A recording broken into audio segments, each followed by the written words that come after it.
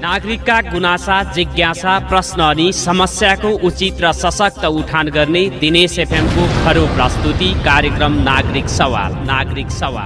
नमस्कार आदरणीय श्रोता, नागरिक सवालमा म नारायण औस्ती, प्रविधिमा साथ दिँदै हुनुहुन्छ कल्पनाजी र छोटोजीले।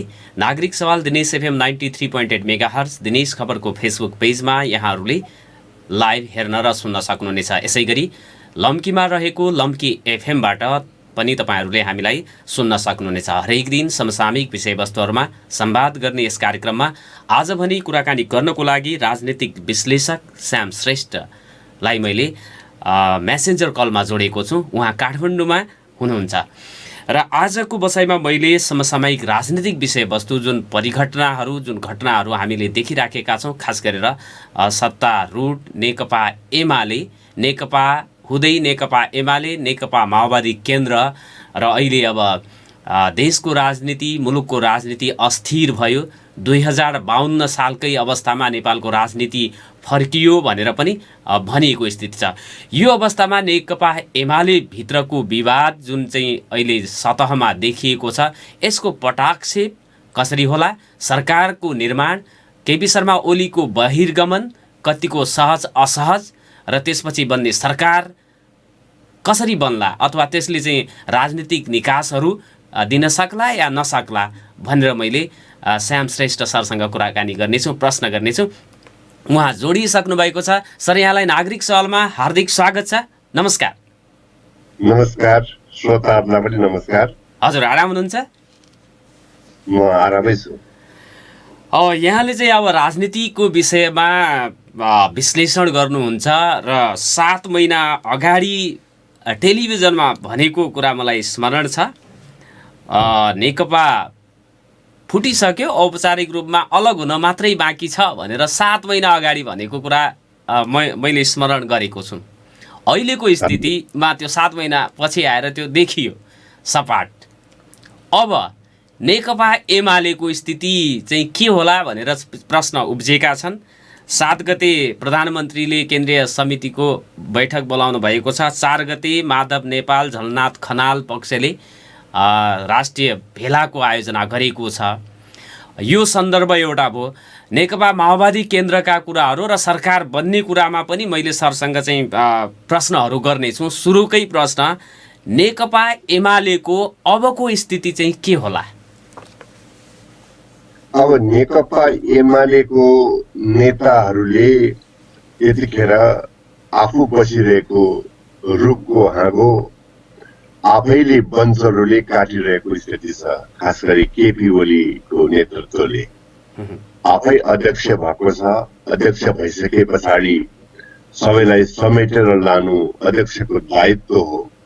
तर अध्यक्ष यति धेरै अहङ्कारग्रस्त, यति धेरै असहायको देखा परिरहेका छन् कि उनले चाहिँ फटाफट अब आफ्नो भिन्नमत राख्ने अगुवाहरूलाई लात हानेर पार्टीबाट बाहिर जा भनिरहेको स्थिति छ। त्यो भनिसके पछाडि त्यहाँ अब पार्टी फुट, फेरि नेकपा त फुटिसकेकै थियो।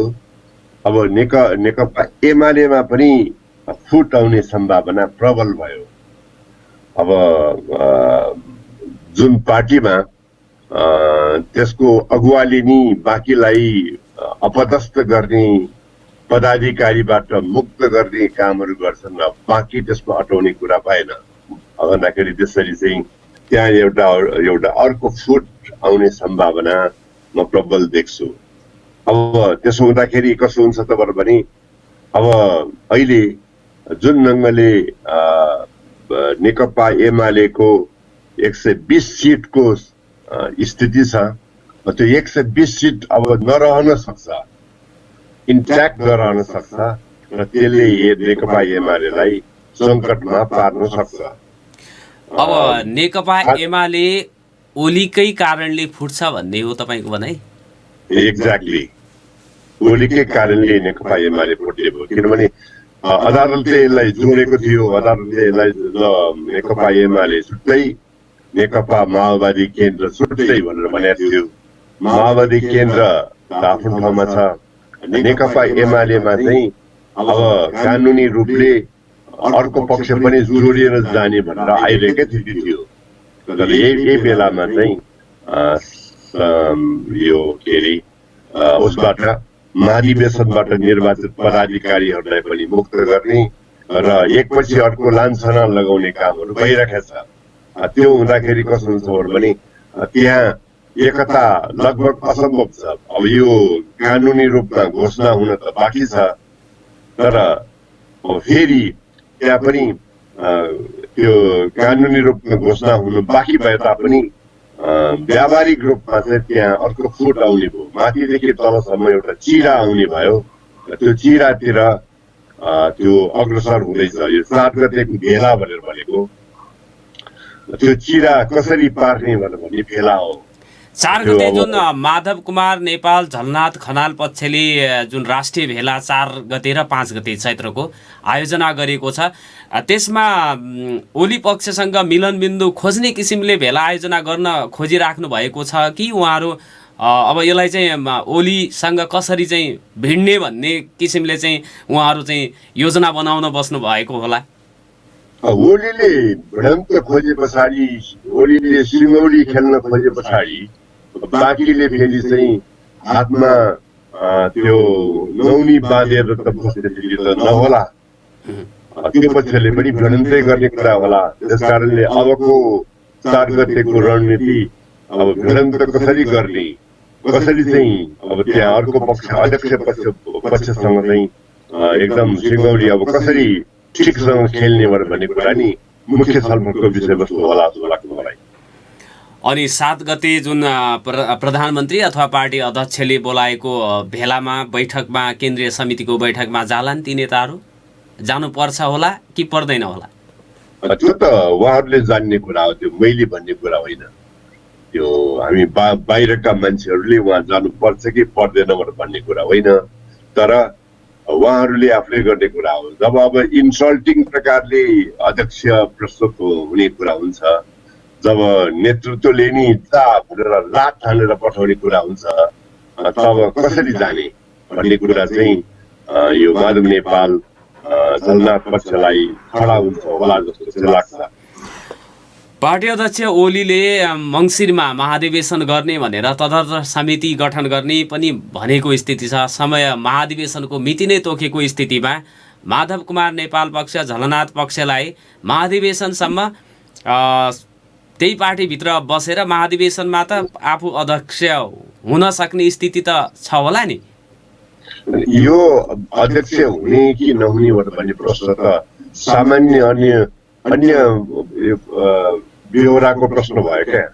नेपालमा पहिलो पटक तपाईँको चाहिँ झन्डै 2/3 बहुमत नजिकै सरकार गठन भएको ठाउँमा र एसियाकै चौथो ठुलो कम्युनिस्ट पार्टी भएको बेलामा त्यो सरकारले काम गरेर देखाउनुको सट्टामा त्यो सरकारलाई नै सिद्ध्याउने बाटोमा जुन मान्छे जान्छ, जुन व्यक्ति जान्छ, अब एसियाको चौथो ठुलो कम्युनिस्ट पार्टी भएको त्यो कम्युनिस्ट पार्टीलाई बिहान हुने ढङ्गले जुन व्यक्ति अग्रसर हुन्छ, त्यो व्यक्तिको उसमा अध्यक्ष को होला, महासचिव को होला भन्ने कुरो भएन। महासचिव अध्यक्ष उहाँ नि हुनु होला, महासचिव उहाँको उसमा ल्याप्चे जसले लाउँछ त्यति मान्छे होला। त्यसमा त त्यो त फड्के किनाराको कुरा भयो। नेकपा अब त के हो पार्टी एकलौटी कसरी बनाउने भन्ने कुरा, मान्छेलाई मन्त्री पद दिएर हुन्छ, मान्छेलाई कुनै पद दिएर हुन्छ, बाहिरका मान्छे तानेर हुन्छ, त्यसलाई चाहिँ तान्ने भएका मान्छेले चाहिँ लात हानेर पठाउने भन्ने कुरा होला। अब त नेकपा जुन चाहिँ 2/3 नजिकको शक्ति थियो, माओवादी केन्द्र र एमाले एकीकरण हुँदाखेरि त्यो नेकपा रहन नदिने भनेर चाहिँ भूमिका खेल्ने पात्रहरू भनेका त माधव कुमार नेपाल, झलनाथ खनाल, भीम रावल, सुरेन्द्र पाण्डे हुन् भनेर ओली पक्षीय नेताहरूले स्वयं ओलीले पनि भनेको स्थिति हो नि। त्यस्तो अवस्थामा उहाँहरूलाई राम्रो भन्न सकिन्छ? यसमा चाहिँ कस्तो छ भने यो जुन पार्टी एकता भयो, पार्टी एकतामा ओलीको मात्रै जिम्मेवारी छैन। पार्टी एकता हुनुमा चाहिँ प्रचण्ड, ओली मिलेर पार्टी एकता गरे हो, त्यसमा दुवै पक्ष जिम्मेवार हो। हजुर, एउटा पक्ष मात्र जिम्मेवार भन्न सकिँदैन त्यसमा। तर पार्टीमा जो फुट आयो, 2/3 को सरकार जो अहिले सिद्धिन लाग्दैछ, त्यसमा चाहिँ अरू अरू केही मात्रामा दोषी छन्, तर मूल दोषीहरू भनेको नेतृत्व नै हो, अध्यक्ष नै हो, पहिलो अध्यक्ष नै हो। त्यसमा अरूलाई दोषी ठहराउन मिल्दैन, किनभने उहाँको काम हो नि बाँकीलाई समेटेर लाने, बाँकीलाई चित्त बुझाउने, उहाँहरूका असन्तोषहरूलाई सम्बोधन गर्ने। त्यो कामबाट भनेको सरकारको प्रधानमन्त्रीकै काम हो, त्यो अरूको काम होइन। त्यो सुभाष नेवाङको पनि काम होइन, त्यो उहाँको काम हो। पार्टी एकता गर्नेको हकमा चाहिँ दुवै थरी जिम्मेवार हो। दुवै थरीले सिद्धान्तको छलफल नगरिकन, विचारको छलफल नगरिकन, नेपालको दूरगामी राजनीति के हुन्छ, नेपाललाई फेर्ने राजनीति के हुन्छ भन्ने बारे विस्तृत छलफल नगरिकन जुन पार्टी एकता गर्नुभयो त्यसकै प्रतिफल हो यो अहिले। भनेपछि पार्टी एकता गलत थियो, पार्टी एकता सिद्धिसक्यो त्यो। पार्टी एकता के बाँकी छ अहिले? पार्टी एकताबाट भन्ने कुरा त अब अहिले त उहाँहरूले लिखितमा घोषणा गर्न मात्र बाँकी हो, बाँकी कुरा त सिद्धिसक्यो। त्यो त अब कहीँ बाँकी छैन। जहाँ अलग अलग पार्टी एउटा पेरिस डाँडामा एउटा चाहिँ उसमा सञ्चालन भइसक्यो, त्यहाँ त अब एउटा पार्टी एकता बाँकी छ भन्नु त त्यो त एकदमै केटाकेटीको खेलमा। पहिलाको नेकपा भित्रको झगडा माओवादी केन्द्र त्योबाट अलग भयो, उसले आफ्नो किसिमले सङ्गठन विस्तार गर्ने अवस्था पाउने भयो। अब त्यो झगडाको आगो नेकपा एमाले भित्र चाहिँ झोसिएको स्थिति छ। यसको परिणाम, यसको पटाक्षेप चाहिँ कालान्तरमा केही दिनभित्रै यसको नतिजा चाहिँ कस्तो आउनेवाला देख्नु भएको छ यहाँले? अब नतिजा कस्तो आउनेवाला त म भन्न सक्दिनँ, किनभनेदेखि त्यो एउटा केपी ओली र उनका वरपरका मान्छेले मात्र भन्न सक्ने कुरा हो यो नतिजा के हुनेवाला छ भन्ने कुरा। तर म एउटा पोलिटिकल अध्येता, राजनीतिको अध्येता भएको कारणले म के भन्न सक्छु भन्दाखेरि चाहिँ अब यो एमालेको उसमा चाहिँ अब दुई थरी यी माधव नेपाल, झलनाथ र यतापट्टि केपी ओली थरी चाहिँ अब एकै ठाउँमा बस्ने सम्भावना ज्यादै कम भएर गयो यो सम्भावना। अब ठुलै कुनै पहल गरेदेखि मात्रै हो, एकदमै साँधिएर विगतको कुराको भुल महसुस गरेर त्यसरी गरेदेखि एमाले फेरि जोड्दै र नजोडिने पार्टी त होइन, किनभने उहाँहरूको सालनाल एकै ठाउँमा छ। त्यो सालनाल एकै ठाउँमा भयो हुँदै पनि अहिले फुट हुन लाग्या हो। अहिले चाहिँ वास्तवमा अपदस्थ गरेर एकदम जा भनेर पठाएकै हुनाले यो चाहिँ हुन लाग्या हो। व्यङ्ग्य बाण हान्ने, बस्नै नदिने, चल्नै नदिने, घरमा बाउ आमाले छोरीलाई बस्नै नदिने, खान नदिने गर्यो भने के हुन्छ घरमा? त्यही त पार्टीमा हुने हो। भनेपछि केपी ओलीले अहिले माधव कुमार नेपाल पक्षहरूलाई बस्नै नदिने, खानै नदिने स्थिति चाहिँ सिर्जना गर्नुभएको छ पार्टीभित्र, र त्यसको कारणले उहाँहरू सिर्जना गर्नुभएको छ। घरमा जसरी छोरीलाई बाउ आमाले बस्नै दिएन, खानै दिएन, लात हानेर चारमा बाहिर पठायो भनेदेखि छोरी पनि जान बाध्य हुन्छ नि। यस्तोमा जस्तो माधव कुमार नेपाल, झलनाथ खनाललाई पनि पेरिस डाँडामा चाहिँ रुवाबासी गरेर पार्टीभित्र आएर भाँडभैलो मचाउनेहरूलाई अब यो के अरे जिम्मेवारीबाट हटाइएको, पार्टीको साधारण सदस्यताबाट जसरी मलाई हिजोको दिनमा हटाउने घोषणा गरेका थिए, निर्णय गरेका थिए, त्यस्तो त मैले गरेका छैन, उहाँहरू एमालेमै हुनुहुन्छ भनेर भन्नुभएको छ नि त। त्यो भन्ने ठाउँ होला। हिजो माधव नेपालहरूले पनि यो चाहिँ निष्कासित गर्ने कामहरू नगरेको होइन, जुन अहिले केपी ओलीले गर्दै हुनुहुन्छ। त्यो माधव नेपालहरूले पनि सुभाष नेवाङलाई खतम पार्ने, केपी ओलीले नै खतम पार्ने यो खालको कुराहरू नगरेको होइन। यसलाई म उचित भन्ने पक्षमा पनि छैन, फेरि यो गरेको हो र यो भुल उनीहरूले नगरेको होइन। तर उसले भुल गर्यो भन्नेमा उसले चाहिँ नि अर्को पक्षले चाहिँ नि त्यस्तो खालको कार्य गर्यो भन्नेमा पार्टीको सबभन्दा ठुलो जिम्मेवारी सम्हाल्ने, पार्टी एकताको लागि सबभन्दा धेरै भूमिका खेल्नु पर्ने अध्यक्षले पनि उही कुरा गर्ने हो त हैन? त्यो त होइन। एउटाले मलाई उ गर्यो भनेदेखि तपाईँको छ नि यो पार्टीमा नोक्सानी पुर्याउने काम एउटा पक्षले गर्यो भने अर्को पक्षले पनि त्यही कुरा गर्ने हो। अध्यक्ष पक्ष सबभन्दा धेरै जिम्मेवार हुनु पर्दैन र त अध्यक्ष किन भनेको? पार्टीको शीर्ष नेतृत्व किन भनेको? किनभने शीर्ष नेतृत्वसँग सबभन्दा धेरै बुद्धिमानी हुन्छ, सबभन्दा धेरै जिम्मेवारी हुन्छ, सबभन्दा धेरै विवेक हुन्छ भनेर न शीर्ष नेतृत्व भन्ने हो। र शीर्ष नेतृत्वले पनि त्यही कुरा गर्ने हो जुन तलका मान्छेले गरे। त्यो त होइन। जायज हिजोको त्यो कदम पनि जायज कदम थिएन। त्यो पार्टी फुट्दै उन्मुख कदम थियो। यदि उहाँहरूले एकता चाहेको भएदेखि त्यो फुट नाजायज थियो। होइन, उहाँहरूले फुटै चाहेको भएदेखि त हिजो पनि फुटै चाहेको, अहिले पनि फुटै चाहेको।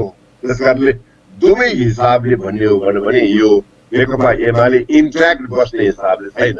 कानुनी हिसाबले अप्ठ्यारो परेर अब व्हिप लगाउला, व्हिप लगाएपछि पार्टी सदस्यता नरहला भनेर बाध्यतामा परेर, व्यवस्थामा परेर समर्थन गरेदेखि म भन्न सक्दिनँ। त्यस्तो पनि हुन सक्छ फेरि। किनभनेदेखि यो कानुनी रूपमा व्हिप अब 40% पुगेन भनेदेखि पार्टी कायम हुँदैन। पार्टी कायम नभएपछि जिरोमा जान्छ। जिरोमा कसरी जाने त भन्ने यो व्यवस्थामा परेर पार्टीमा रहनु एउटा कुरा हो। र पार्टीमा रहने एमाले भन्ने पार्टी जिउँदै राख्नुपर्छ, यो बस्नुपर्छ, यसमै हामी रहनुपर्छ भनेर बस्नु अर्को कुरा हो।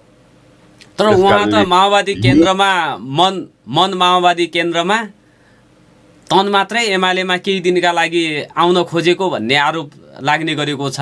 त्यही भएर पनि केही जिम्मेवारी मात्रै हेरफेर गरेको हो भन्ने कोणबाट ओली पक्षका नेताहरूले भन्दै आइराख्नु भएको छ।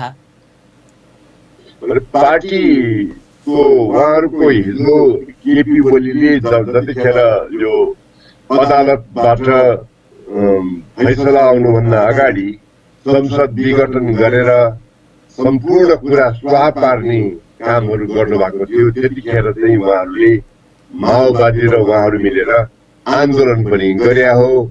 जुन गर्नु जरुरी पनि थियो, गर्नु जायज पनि थियो।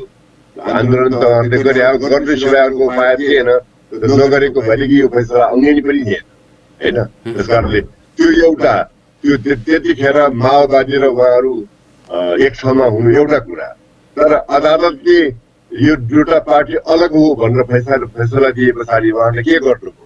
फैसला दिएको लगत्तै पछाडि उहाँहरूले हामी एमालेमै फर्कने भनेर निर्णय गर्नुभएको होइन। त्यो लाचारीपूर्ण निर्णय थियो अथवा अब यो नैतिकताको हिसाबले पनि त्यो भन्नु जरुरी थियो? उहाँहरूलाई के थियो? बाध्यता हो या त्यो आवश्यकता? के भन्न मिल्छ? त्यो उहाँहरूको बाध्यता पनि हो, कानुनी आवश्यकता पनि हो, दुटै हो। उहाँहरूको बाध्यता यस कारणले हो कि कानुनी रूपमा एमालेमा आएन भनेदेखि त्यो उहाँहरूको अर्को पार्टी कायम रहने स्थिति भएन। त्यस कारणले त्यो बाध्यता हो। अब आवश्यकता यस कारणले हो कि एमाले एक ठाउँमा जाऊ भनेर अदालतले नि भने पछाडि उहाँहरूले एउटा पार्टीमा हुनु उहाँहरूको आवश्यकता भयो। त्यसकारण बाध्यता आवश्यकता दुटै हो। यो अब यो 4 गते र 7 गतेको भेलाले दुवै पक्षका यसले चाहिँ समानान्तर रूपमा नेकपा एमाले पार्टी चाहिँ देशभरि मुलुकभरि अस्तित्वमा आयो भने त्यसको फेरि कानुनी निरूपणको कुरामा जानुपर्ने हुन्छ होला। र अर्को कुरा यो झगडाले, पार्टीभित्रको यो झगडाले प्रधानमन्त्री ओलीलाई बहिर्गमन गर्नुपर्छ भन्ने जुन मान्यता झलनाथ खनाल, माधव नेपाल, माओवादी केन्द्र लगायत अन्य प्रतिपक्षी दलहरूले जो चाहिँ भनिराख्नु भएको छ त्यो त अलि लम्बिएला नि। प्रधानमन्त्रीमा त निरन्तरता स्वयं ओलीले नै पाउने सम्भावना कतिको चाहिँ देख्नुहुन्छ? प्रधानमन्त्रीमा ओलीले निरन्तरता पाउने भन्ने कुरा चाहिँ पहिलो कुरा त यो चाहिँ राजनीतिक रूपमा एउटा ठुलो पटुको कथा हाम्रो राजनीतिमा देखियो कि आफ्नो झन्डै द्वितीयको सरकार जसपा सामेल हुँदाखेरि त द्वितीयकै सरकार हुँदाखेरि भट्टाभट काम गरेर देखाउने, भट्टाभट जनतालाई खुसी पारेर देखाउने, जनताको मन जितेर देखाउने कामहरू गर्नको सट्टामा पार्टीलाई यो हालतमा पुर्याउनु, यो चाहिँ एउटा राजनैतिक रूपमा ठुलो मुद्दा हो। यसलाई बुद्धिमानी भन्न सकिँदैन। तर अब यो जुन ढङ्गले तपाईँले भन्नुभयो कि अब कानुनी रूपमा अब के होला अथवा राजनैतिक रूपमा अब के होला भनेर, अब यो चाहिँ जसपा र नेपाली कङ्ग्रेसमा भर पर्छ। नेपाली कङ्ग्रेसको नेतृत्व दरिलोसँग प्रस्तुत भयो र जसपा पनि त्यसमा मिल्न गयो भनेदेखि यो केपी ओलीको सरकार ढल्छ र त्यो नयाँ सरकार अस्तित्वमा आउँछ। अब जसपाको एउटा हिस्सा यतापट्टि आयो, केपी ओलीपट्टि आयो, अर्को हिस्सा चाहिँ कङ्ग्रेसतिर गयो भनेदेखि सरकार उहाँहरूको बन्दैन। बलियो प्रतिपक्ष बन्ला, सरकार बन्दैन। यो त्यस कारणले जसपालाई छोडेर भए तापनि यतातिर ल्याउने प्रयत्न प्रधानमन्त्री गर्दै हुनुहुन्छ। त्यो प्रधानमन्त्रीको त्यो प्रयास कतिको सार्थक होला हेर्ने बाँकी छ। तर त्यो सार्थक भयो भने चाहिँ उहाँकै सरकार कायम रहन्छ, बहुमत उहाँसँग रहन्छ। किनभने उहाँलाई अब अहिले 120 सिट छ, त्यसमा 18 सिट जोडिए पुग्छ। तर यसमा एमालेको यो सांसदहरू जो माधव नेपाल, झलनाथहरूले लिड गर्दै हुनुहुन्छ, त्यो सांसदहरूले साथ दिएन भने जसपाको त्यो पक्ष आएर पनि उहाँहरूको सरकार ढल्छ। किनभने यदि अविश्वासको प्रस्ताव पेश भयो प्रतिनिधि सभामा भने पार्टीको व्हिप त मान्नुपर्ने हुन्छ। सांसदहरूले नमानेको स्थितिमा उहाँहरूको चाहिँ पद जान्छ भन्ने कुरा कारबाही गर्न सक्छ नि पार्टीले। त्यस्तो स्थितिमा त अब धेरैजना सांसदहरू को पदै खारेज हुने स्थिति आयो भने अन्ततोगत्वा यो 20 महिना अगाडि नै चुनाव हुने स्थिति निर्माण हुन सक्छ। त्यो गर्यो भने पनि भन्ने छ त, त्यो होला। अब त्यो मैले त्यही कुरा त गरेको। अब अहिले उहाँहरूको 40% पुग्छ कि पुग्दैन? 40% पुग्यो भने त उहाँहरू पार्टी अलग रूपमा गठन गर्ने पक्षमा हुनुहुन्छ होइन। त्यो गठन गर्न मिल्छ जसमा उहाँहरूको व्हिप केपी ओलीको व्हिप भन्ने कुराले के अर्थ राख्दैन होइन। अब त्यो 40% पुगेन भनेदेखि चाहिँ उहाँहरूलाई समस्या पर्छ। त्यो समस्या के हो भनेदेखि व्हिप मान्नुपर्ने बाध्यता, नेतृत्व नमान्ने तर व्हिप मान्नुपर्ने बाध्यता, त्यो बाध्यता आइराख्ने सम्भावना छ। 40% निर्वाचित सांसद नै पुग्नुपर्ने हुन्छ पार्टी फोड्नको लागि होइन। होइन, पार्टीमा पनि मात्र एक ठाउँमा मात्र भएर हुँदैन। केन्द्रीय समितिमा पनि र संसदीय दलमा पनि उहाँहरूको 40% पुग्यो भने मात्र पार्टी अलग हुन्छ। त्यो सम्भावना माधव कुमार नेपाल, झलनाथ पक्षसँग कतिको छ कि छैन? अहिले त उहाँहरू 6 भन्ने हुनुहुन्छ, तर मैले 6 जस्तो लाग्दैन। केन्द्र समितिमा उहाँहरूको भएको जस्तो म देख्छु। केन्द्र समितिमा उहाँहरूको 40% पुग्ला, तर संसदीय दलमै उहाँहरूको 40% पुग्ला। 40 जना 6 भन्ने मेरो अनुमान हो उहाँहरूको अहिले। त्यसले 40 जना भनेको अब 120 को कति भयो? 40% पुगेन। पुगेन, त्यो पुग्दैन। त्यो नपुग्दाखेरि उहाँहरूको अलग दल कायम हुने कुरा हुँदैन। उहाँहरूले उहाँहरूले एउटा तपाईँको चाहिँ भिन्न ढङ्गले कदम उठाउनु पर्ने हुन्छ, जो चाहिँ नेपालको अहिलेको कानुन अनुसार चाहिँ त्यो कानुन अनुसार त्यो नहुन पनि सक्छ। अन्ततोगत्वा यो कुल मिलाएर अहिले चाहिँ कम्फर्टेबल सहज स्थितिमा त केपी ओली नै देखिरहनु भयो त। यसो भए त जुनसुकै कोणबाट पनि जसपाले समर्थन गरेको सहज स्थिति हो। जसपाको समर्थनमा आधारित हुन्छ यो, अथवा कङ्ग्रेसको समर्थनमा पनि आधारित हुन्छ यो। कङ्ग्रेसले समर्थन गरुन्जेल, जसपाले समर्थन गरुन्जेल तपाईले भन्नुभयो जस्तो सहज स्थिति हुन्छ। काङ्ग्रेसले पनि निर्वाचनमै जानुपर्छ, जसले चाँडो निर्वाचन गर्छ त्यसलाई समर्थन गर्छौँ नेताहरूले भनिराखेको। केही नेताहरूले फ्रेस जनादेशमा गयो भने काङ्ग्रेस बहुमतमा आउने सम्भावना पनि रहने, सरकारमा जाने बित्तिकै दलहरू फेरि बदनाम हुन्छन्। त्योभन्दा सरकार बाहिरै प्रतिपक्षमै रहेर निर्वाचनमा गयो भने त काङ्ग्रेसलाई पनि फाइदा पुग्छ। काङ्ग्रेसले निर्वाचन चाहेको भन्ने कुराहरू मलाई पनि लाग्छ सत्य कुरा हो त्यो। तर काङ्ग्रेसको आफ्नो नेतृत्वमा सरकार भएर निर्वाचन हो, त्यो कुरा पनि याद गर्नुपर्छ। आफ्नो नेतृत्वमा सरकार अनि त्यसको नेतृत्वमा निर्वाचन, त्यो काङ्ग्रेसको प्रायोरिटी हो। त्यसकारणले त्यसो गर्दाखेरि सबभन्दा धेरै उनलाई फाइदा हुन्छ भन्ने खालको काङ्ग्रेसको हिसाब किताब हो। त्यो हिसाबले काङ्ग्रेसले यो सरकार ढाल्न पायो भने त ढाल्छ, ढालेर आफ्नो नेतृत्वमा अनि निर्वाचनको बाटोमा जाला। तर उसको नेतृत्वमा सरकार आयो भनेदेखि एउटा कुरा कानुनी रूपमा कस्तो छ भने उसले 2 वर्षसम्म सरकार ढाल्न सक्दैन, अथवा उसको बहुमत भएसम्म उसले निर्वाचनको घोषणा गर्न सक्दैन। त्यो पनि संविधान छ फेरि, त्यो पनि काङ्ग्रेसको लागि एउटा फसादको विषयवस्तु होला। त्यसो भएको हुनाले काङ्ग्रेसले यतिखेर के गर्ला भन्ने कुराहरू यथेष्ट रूपमा क्लियर भइसकेको छैन, क्लियर हुन बाँकी छ। अब अहिले माननीय रामचन्द्र पौडेल पक्षले चाहिँ यो चाहिँ अहिले मोदी सरकार चाहिँ कुनै पनि हालतमा ढाल्नुपर्छ, कुनै पनि हालतमा यसलाई रहन दिनु हुँदैन भनेर पार्टीमा दबाब दिन थालेको स्थिति हो। त्यो दबाब शेरबहादुर देउपा पक्षले पनि मान्न थालेको स्थिति हो।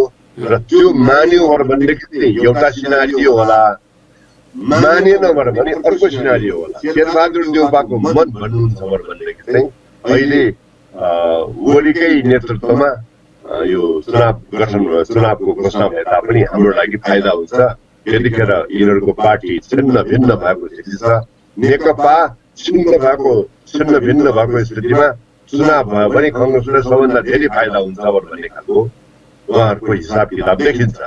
तर सरकारमा गयो भने त सरकारले गरेका नराम्रा कामहरूको अबजस बोक्दै चुनावमा पनि भिड्नु अलिकति त्यो चाहिँ कठिन स्थिति हुन्छ। हिजोको दिनहरूमा काङ्ग्रेसको त्यही देखियो, जसले गर्दाखेरि उसले क्षति पनि बेहोर्यो। सरकारमा जानु भुल थियो भन्ने चाहिँ भनिएको थियो यो गएको निर्वाचनमा। अहिले त्यो भुलबाट काङ्ग्रेसले पाठ सिकेर बाहिरै बस्ने, ओली नेतृत्वकै सरकारलाई चाहिँ निर्वाचन गर्न दिने भन्ने पक्षमा चाहिँ जनमत यो पार्टीभित्र पनि भइराखेको र देउवाको चाहिँ मनसाय पनि त्यही भयो भने यो निर्धारित समयभन्दा अगावै चुनावको वातावरण चाहिँ बन्न सक्ने स्थिति चाहिँ कतिको देख्नुहुन्छ? अब त्यो सम्भावनातिर नेपाल जान सक्छ भन्ने लाग्छ मलाई, किनभने शेरबहादुर देउपाको मन त त्यो हो। तर रामचन्द्र पौडेल लगायत त्यहाँको बहुमत केन्द्र समितिको सदस्यहरूको मत चाहिँ त्यस्तो देखिँदैन। उनीहरूको मत के देखिन्छ भने काङ्ग्रेसले सरकार गठन गर्ने, 2-4वटा लोकप्रिय काम गरिहाल्ने जसले जनताको मन जितोस्। ओली पक्षले नगरेको तर काङ्ग्रेसले गरेको 2-4वटा काम नेपाली जनताको स्मरण ज्यादै छोटो छ। त्यसो भएको हुनाले उनीहरूले एउटा मात्रै राम्रो काम मात्रै गर्दा देखाउन सक्यो भने तापनि उनीहरूले एकदमै जनमत बदलिने खालको नेपाल। त्यसो भएको हुनाले सरकार हातमा लिने, जनमत आफ्नो हातमा जनमत जित्ने खालको कामहरू 2-4वटा गर्ने र अनि त्यसपछि चुनावमा जाने भन्ने खालको काङ्ग्रेसको विचार, काङ्ग्रेस अर्को पक्षको विचार त्यस्तो देखिन्छ। त्यसो भएको हुनाले काङ्ग्रेस अहिले सोलो डोलो काङ्ग्रेसले एउटै विचार राखिरहेको स्थिति देखिँदैन। काङ्ग्रेसको शेरबहादुर देउपाको लाग्यो भने चाहिँ तपाईँले भनेको जस्तै मतमा शेरबहादुर देउपा देखिन्छ। उनले चाहिँ यो हामीले किन अबजस लिने, अबजस यो चाहिँ पहिलेको नेकपा अहिलेको नेकपा एमालेलाई नै दिउँ न, हामीले त चुनावमा जाने हो, चुनावमा गएर फाइदा लिने हो भन्ने खालको कुरा हो। तर काङ्ग्रेसको हिसाब किताब यो पनि देखिन्छ कि चुनावमा गएर यदि काम नगरिकन चुनावमा गएर अहिले गयो भनेदेखि त्यो नेकपा छुट्यो भन्नेमा फाइदै हुन्छ भन्ने पनि छैन। किनभने काङ्ग्रेसले प्रतिपक्षको रूपमा यो 3 वर्षमा जुन भूमिका खेल्यो त्यो भूमिकाले गर्दाखेरि यो शेरबहादुर देउपाको नेतृत्वको काङ्ग्रेसलाई के भोट दिने, यसले के पनि कामै गर्दैन। यसले प्रतिपक्षको रूपमा त काम नगर्ने मान्छेले सरकारमा गएर काम गर्छ भन्ने खालको प्रश्न उब्जाउँछ है भन्ने कुरा छ अर्को पक्षको। जुन विचारणीय कुरा पनि हो। किनभने प्रतिपक्षको रूपमा नेपालमा प्रतिपक्ष छ कि छैन कि भन्ने जस्तो स्थिति पारेको हो र त्यो स्थिति त फेरि जिउँदो हो। अनि नेकपा फुट्दैमा कङ्ग्रेसलाई नै भोटाउँछ भन्ने पनि छैन। त्यो स्थिति त्यति क्लियर छैन। कङ्ग्रेसले त्यसो ठानिरहेको छ, तर त्यस्तो नहुन सक्छ, अर्कोले जान सक्छ भोट। किनभने कामै नगर्नेलाई भोट कसले दिन्छ? अहिले झगडा गर्ने पार्टीहरू पनि गठबन्धन बनाएर अगाडि बढ्न सक्ने स्थिति रहन्छ। अब राजनीतिमा त हरेक सम्भावना रहन्छ होइन। त्यही भएर चुनावको नतिजाको लागि 2 वर्षपछि हुने चुनावको नतिजाको लागि काङ्ग्रेस चाहिँ पर्खन नसक्ने स्थिति एउटा भयो। तर काङ्ग्रेसको एउटा चाहिँ के छ भने एउटा चाहिँ अमूर्त अघोषित सिद्धान्त भनेको भन्ने गर्नुहुन्छ। काङ्ग्रेसमा सभापतिले जे भन्यो पार्टीले त्यही हो, पार्टीले गर्ने भनेकै त्यही हो। अरू सारा पदाधिकारी एकमत, सभापति मात्रै एउटा पक्षमा उभियो भने त्यही निर्णय हुँदै आएको छ नि। विगतमा पनि त्यही हो। अहिले पनि देउबाले जे ठान्नुहुन्छ त्यही हुन्छ भन्ने सम्भावना कतिको छ? अब गिरिजा प्रसाद कोइरालाको पालामा चाहिँ ठिक यस्तै हुन्थ्यो। तपाईँले भने जस्तो गिरिजाले जे बोल्नुहुन्थ्यो कङ्ग्रेसको त्यही मत हुन्थ्यो, कङ्ग्रेस त्यसैमा लाग्थ्यो। शेरबहादुर देउपा नेतृत्वमा आइसके पछाडि त्यो स्थिति बदलिएको छ कङ्ग्रेसमा। शेरबहादुर देउपाले भन्दैमा त्यो चाहिँ हुन्छ भन्ने छैन। हामीले ताजा उदाहरण राखौँ, यो चाहिँ अदालतले फैसला नदिकन हामी बोल्नु हुँदैन भन्ने शेरबहादुर देउपाको मत थियो। तर नेपाली कङ्ग्रेस आन्दोलनमा जान बाध्य भयो, किनभने अरू बाँकी नेताहरूको त्यो मत पाएन र ती मान्छेहरूले शेरबहादुर देउपालाई पनि आन्दोलनमा जानको लागि बाध्य पारे। भर्खरैको उदाहरण हो यो होइन। तर यो सर्वोच्च अदालतको विषयमा बोल्नु हुँदैन भन्ने कुरामा त देउबा चाहिँ सही चाहिँ हुनुभयो नि त। त्यो गलत कुरा हो। त्यो सर्वोच्च अदालतको कुराहरूलाई चाहिँ बोल्नु हुँदैन भन्ने कुरा हो। सर्वोच्च अदालतलाई जनताको मत के छ भनेर देखाउनै पर्छ र त सर्वोच्च अदालतले कुरा सुन्छ। जनताको मतबाट सर्वोच्च अदालत प्रभावितै नहुने जस्तो खालको संस्था त होइन। सर्वोच्च अदालतमा गएको मुद्दामा जनताले बोल्नु हुँदैन भन्ने कुराहरू वकिलको लागि लागू हुने कुरा हो। वकिलहरूले बोल्नु हुँदैन त्यो कुरा हो, सब जुडिस कुराबाट भन्छ। तर बाँकीले बोल्नु हुँदैन भन्ने कुरा गलत कुरा हो। त्यस्तो खालको परम्परा राख्नु पर्यो भनेदेखि त सर्वोच्च अदालतमा गएको कुरामा बाँकी सारा जनता चुप लाग्नुपर्ने स्थिति आउँछ र त्यो कुरा होइन। त्यो कुरा चाहिँ गलत कुरा गरे हुन् शेरबहादुर देउपाले। उनी गलत साबित भए पनि उनले भनेको जस्तो गरेको भएदेखि यो फैसला त आउने थिएन। यो जनमतलाई हेरेर फैसला आएको सर्वोच्च अदालतको जनमतको दबावले त आएको। जनमतको दबाव ठेक्न नसकेर आएको त हो यो। तर भने चोलेन्द्र शमशेरको के राय थियो भन्ने कुरा त उनको प्रश्नबाट क्लियर हुन्थ्यो नि। जस्तो अहिलेको स्थितिमा हजुर अहिलेको स्थितिमा राजपाको पोजिसनले पनि निकै यो चाहिँ अहिले निर्णायक भूमिका भनेको समाजवादी अथवा राजपा त्यो उपेन्द्र यादव बाबुराम जनता समाजवादी त्यसको पोजिसनले त्यसले गर्ने निर्णयले यो राजनीतिमा सरकार बनाउने कुरामा चाहिँ महत्त्वपूर्ण अहम भूमिका खेल्छ भनिँदैछ। त्यो पार्टीले सामिप्यता अन्तर्मनबाट कोसँग देखाइराखेको चाहिँ हो अहिलेको स्थितिमा? अब केही अगाडिसम्म जनता समाजवादी पार्टी मोदीसँगै नजिक देखिएको थियो र उसँगै सामिप्यता देखाइरहेको थियो। यो पदाधिकारीहरूको कारबाही पछाडि उसमा जसको बसेको छ, जसले आफ्नै पार्टीको पदाधिकारीलाई त त्यसरी चाहिँ निर्मम ढङ्गले कारबाही गर्छ, उसले हामीलाई के बाँकी राख्छ?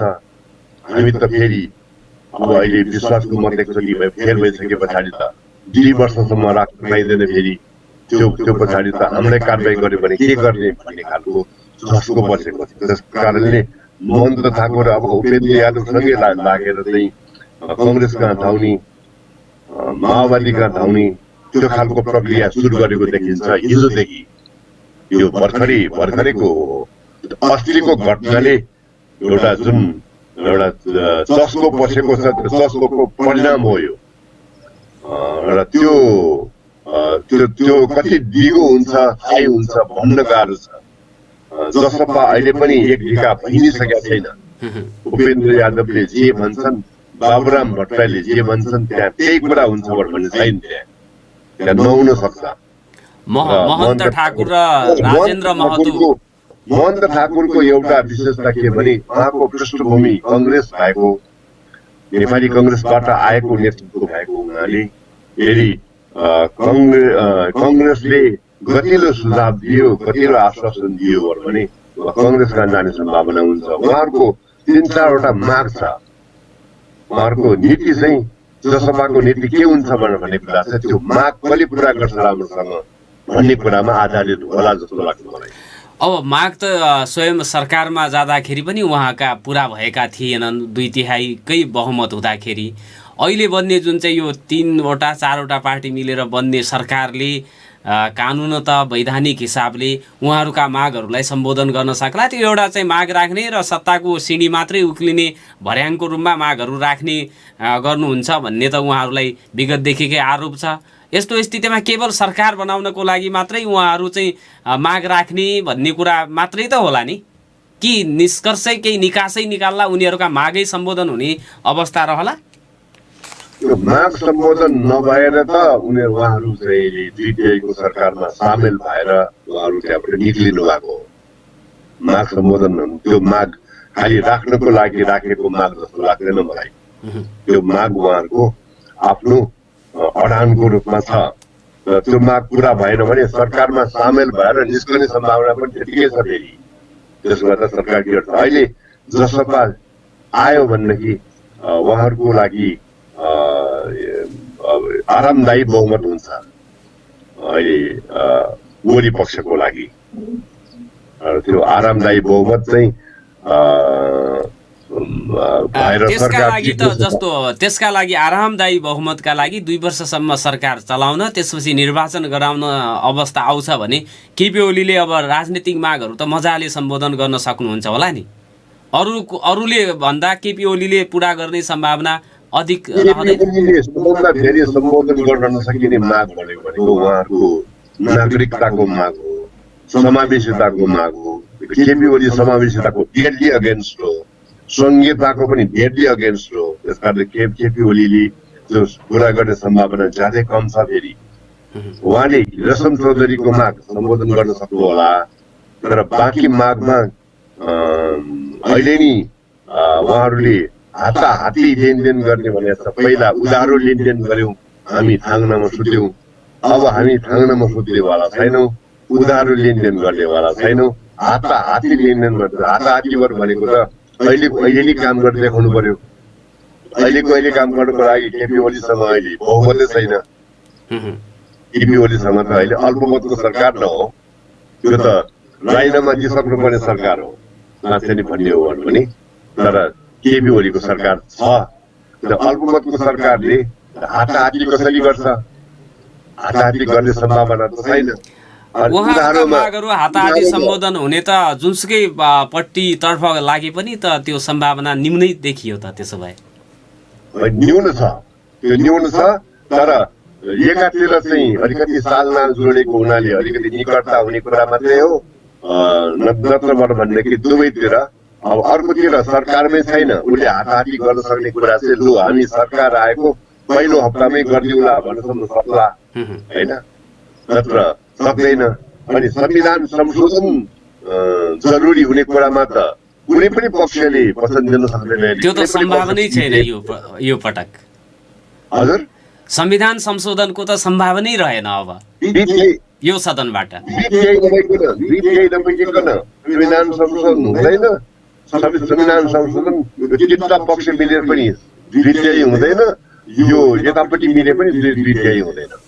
त्यसकारणले संविधान संशोधन गर्नको लागि अर्को पक्ष पनि राजी हुनुपर्ने हुन्छ। अर्को पक्ष चाहिँ राजी हुने स्थिति छैन। के स्थिति हुन सक्छ भने कङ्ग्रेस र जसपा यतातिर आयो भने बल्ल द्वितीय हुन्छ। त्यो स्थितिमा द्वितीय होला। त्यो सम्भावना कतिको छ? हजुर, त्यो सम्भावना कतिको छ? त्यस्तो सम्भावना छैन।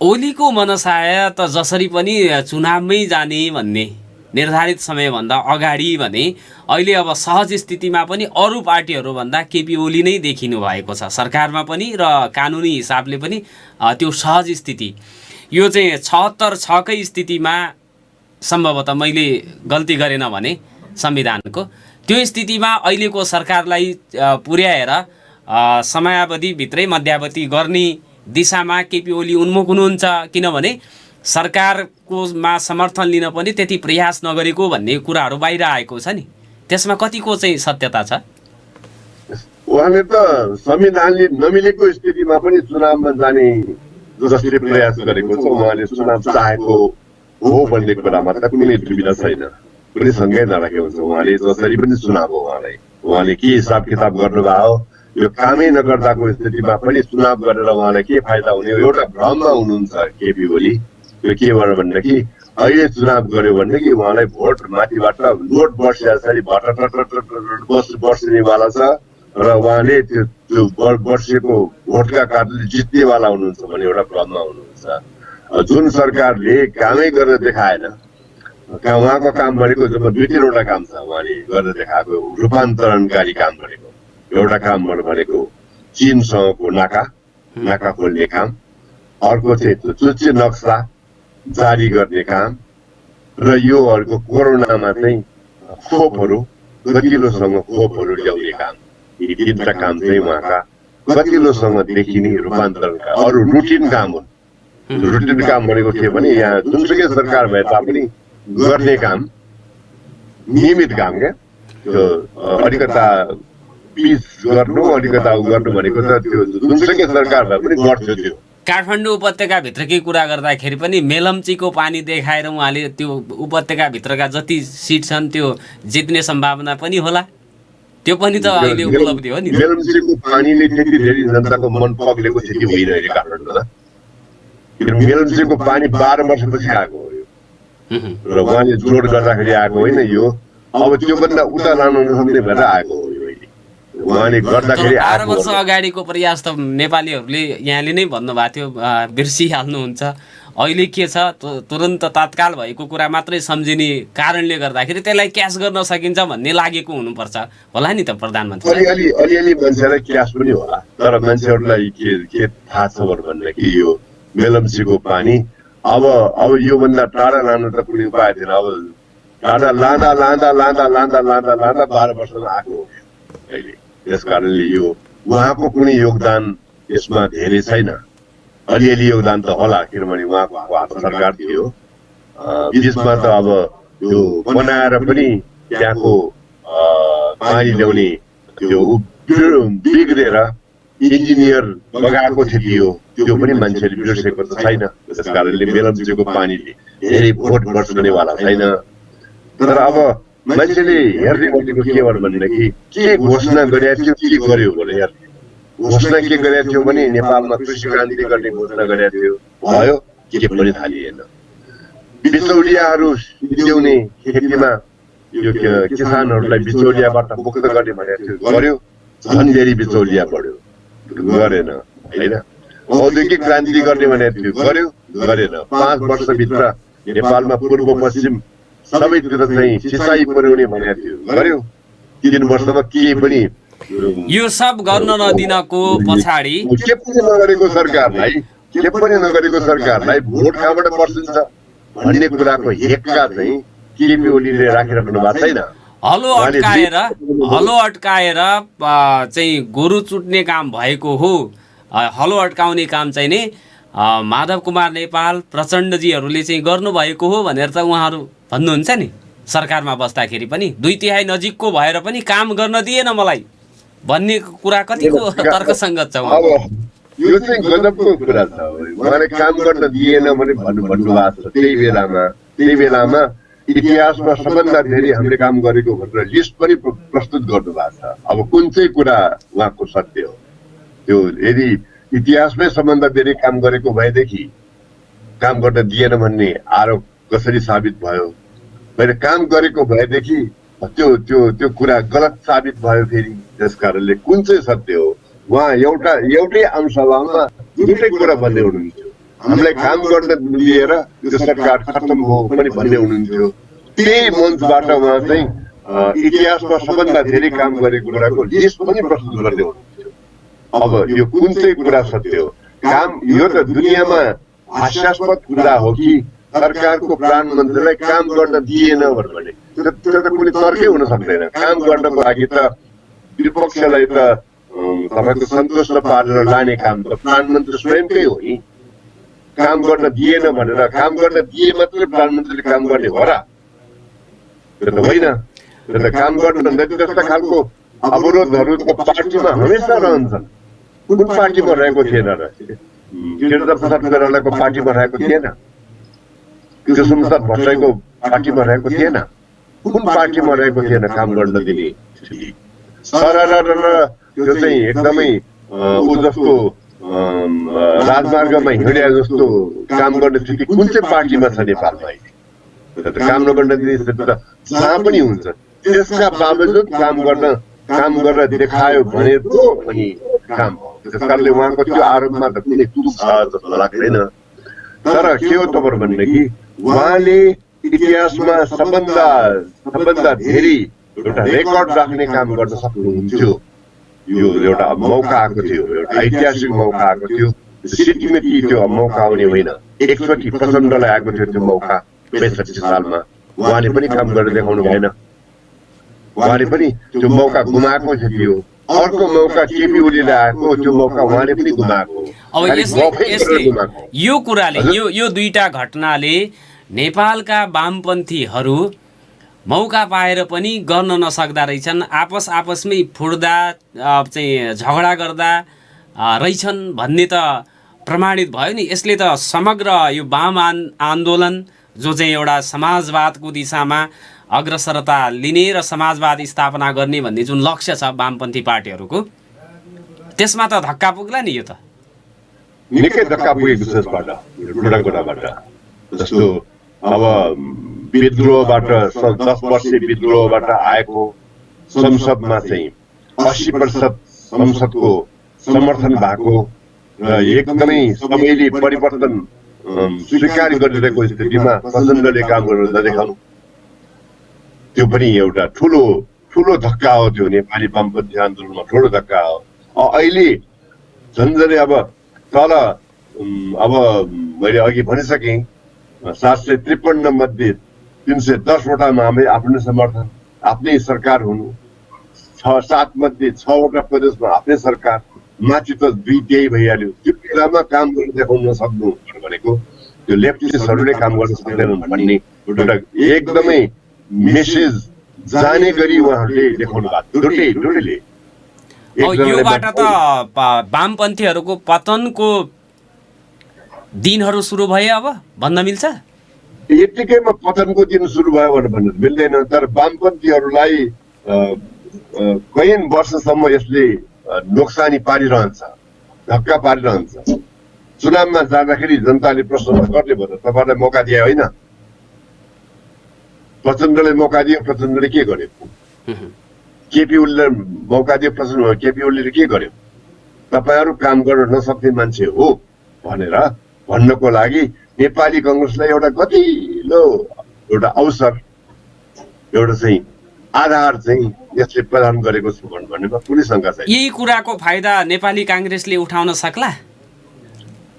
अहिलेको नेपाली कांग्रेसले उठाउने सम्भावना कम छ, किनभने शेरबहादुर देउपाको नेतृत्व भनेको फेरि बरालको खुट्टाको नेतृत्व हो। न उसँग कुनै आइडिया छ, न नेपाललाई यता लाने भन्ने एउटा कुनै भिजन छ। त्यो खालको नेतृत्व हो। फेरि मान्छेले यो पनि भुल्या छैन कि सदा खाँदाको लोकतन्त्रलाई चाँदीको किस्तीमा राखेर दरबारमा बुझाउने पनि त शेरबहादुर देउपा हो नि त। त्यो त मान्छेले भुलेको छैन।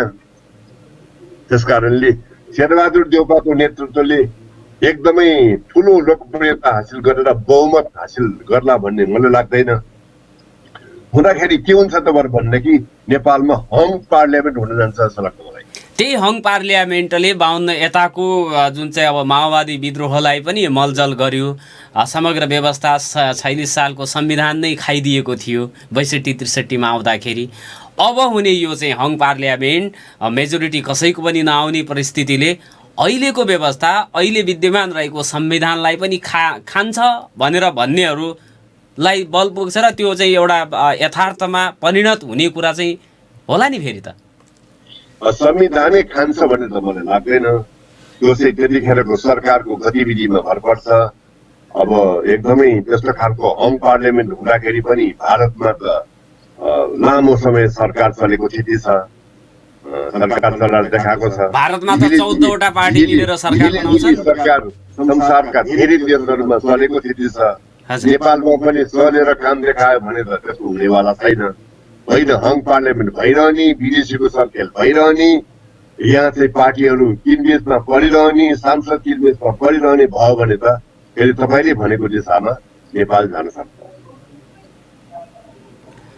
अब त्यो भयो भने फेरि चाहिँ अर्को जनआन्दोलन गर्नुपर्ने हो त नेपालीहरूले। त्यसो भए त्यही स्थिति आयो भने त त्यो त त्यतिखेर सोध्ने कुरा अब अहिले भन्नु त्यो निकै अगाडि होला। तर अहिले चाहिँ एउटा कुरा ठोकेर भन्न सकिन्छ के हो भनेदेखि अहिलेका नेताहरूको कामले गर्दाखेरि, खास गरी कम्युनिस्ट पार्टीकै नेता नेकपाकै नेताहरूको कामले गर्दाखेरि नेपालको वामपन्थीहरूलाई निकै ठुलो धक्का पुगेको छ। उहाँहरूलाई मात्र धक्का पुगे होइन, उहाँभन्दा बाहिर रहेको कम्युनिस्ट पार्टीका नेताहरूलाई पनि धक्का पुग्यो। कम्युनिस्टका नेताहरूले त कामै गर्दो रहेछ, झगडा गरेर बिताउँदो रहेछ भन्ने एउटा कतिलो आधार उहाँले प्रदान गर्नु भएको छ भन्ने कुरामा कुनै शङ्का छैन। भनेपछि प्रचण्ड र केपी शर्मा ओलीको कारणले गर्दाखेरि नेपालको वाम आन्दोलनमा नराम्रोसँग धक्का लागेको छ, नराम्रो धक्का पुगेछ, नराम्रो धक्का पुगेछ। अब यसको क्षतिपूर्ति त फेरि चाहिँ निकै लामो र चुक्ता गर्न नसक्ने होला नि।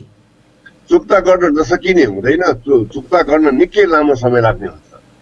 फेरि अरू पार्टी जस्तो नेपाली काङ्ग्रेस लगायतको पार्टीहरूमा पनि नेतृत्व वर्ग चाहिँ के छ भने अब वयोवृद्ध नेतृत्व छ। फेरि त्यो नेतृत्वले त्योभन्दा पछाडिको दोस्रो पुस्ता तेस्रो पुस्ता वरियता भनौँ तिनीहरूलाई बाटो नछोड्ने छ भनेपछि अझ अब आउने निर्वाचन 2-3 वटा निर्वाचनमा पनि यही किसिमको गन्जागोलको स्थिति नेपाली नागरिकहरूले देखिराख्नुपर्ने हो।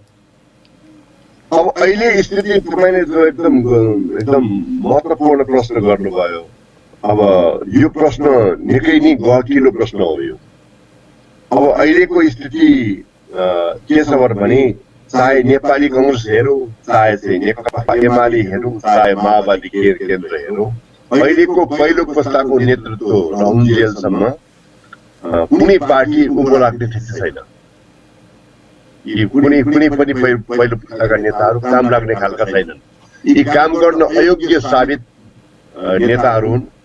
यी नेताहरू नैतिक चरित्रको हिसाबले पनि क्लिन छैनन्, स्वच्छ छैनन् र यी असक्षम पनि साबित भए। मौका आउँदा पनि काम गर्न नसक्ने भन्दा असक्षम पनि साबित भए।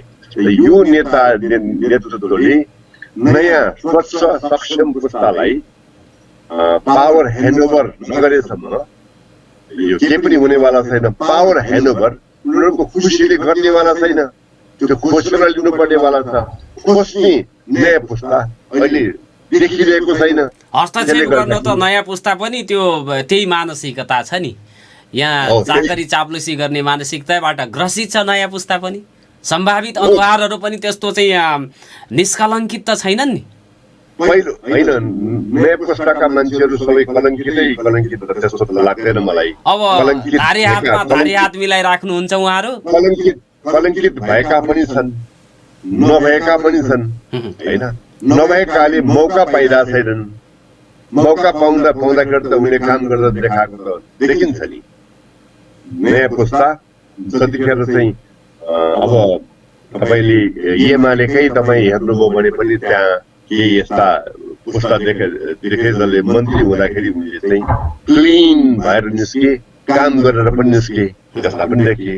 यतापट्टि नेपाली कङ्ग्रेसतिर पनि त्यस्तो खालको नदेखिएको होइन। तर त्यसलाई मौका दिइरहेछ र मौका दिने छैन। मौका नदिँदाखेरि धक्का दिएर निकाल्ने स्थिति हुनुपर्ने हो। अहिले यो पुस्ता, अहिलेको यो जुन पहिलो पुस्ता जुन छ नि, र पहिलो र दोस्रो पुस्तासम्म पनि कुनै यो काम गरेर देखाउन सक्षम होइन। यसलाई नेपाली जनताले कुनै पनि तरहले चुनावबाट फाल्ने हो कि कताबाट फाल्ने हो, नफालेसम्म नेपाल उँभो लाग्नेवालै छैन। नेपालको भविष्य अँध्यारो छ। चुनावमा त 7औं पटक 8औं पटक ती नेताहरूले शीर्ष नेताहरूले जित्ने फिक्स छ। जितिरहेछ, तर अब नेपाली जनतालाई भन्नुपर्ने स्थिति आएको छ। यो नेपाली जनतालाई त थाहा चाहिँ नभएको होइन, तर पनि अर्को मान्छे छैन, विकल्प छैन भन्ने उसैलाई भोट दिँदै गरिरहेछ। र यो भोट दिने क्रम बन्द नगरेसम्म हुनेवाला छैन। र यो कुरा चाहिँ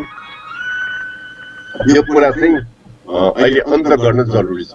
यो स्थिति, यो भोट दिने क्रम अन्त गर्न जरुरी छ, नत्र नेपाल कुनै पनि हालतमा उँभो लाग्न सक्दैन। अब क्षमता पनि छैन, मौका पनि गर्दैन, क्षमता पनि छैन, देशलाई उता लाने भिजन पनि छैन, भ्रष्ट पनि छ। त्यो नेताको भर परेर हामीले माथिबाट झर्ला र खाउँला भनेर बस्ने हो भने नेपाली जनता धोकामा पर्ने सिवाय के हुनेवाला छैन। यो सार्थक संवादको लागि समय दिनुभयो, यसको लागि म हजुरलाई हार्दिक धन्यवाद दिन चाहन्छु। धन्यवाद। नमस्कार। आदरणीय श्रोता, उहाँ हुनुहुन्थ्यो विश्लेषक श्याम श्रेष्ठ। उहाँसँग मैले लामै कुराकानी गरेँ। यहाँहरूले सुन्ने र त्यो कुरा चाहिँ मनन गर्नुभएको थियो होला। यो मेसेन्जर कलबाट, भिडियो कलबाट मैले कुराकानी गर्न लागेको भएर तपाईँहरूका टेलिफोन कलहरू पनि लिन सकिएन र बिचमा हामीले चाहिँ विश्राम लिने कुराहरू पनि गर्न सकिएन। भोलि अर्को विषयवस्तु र प्रसङ्गमा कुराकानी गर्ने बाचाका साथ आजको नागरिक सवालबाट छोटोजी र कल्पनाजीलाई पनि धन्यवाद दिँदै बिदा माग्छु। नमस्कार, शुभ दिन।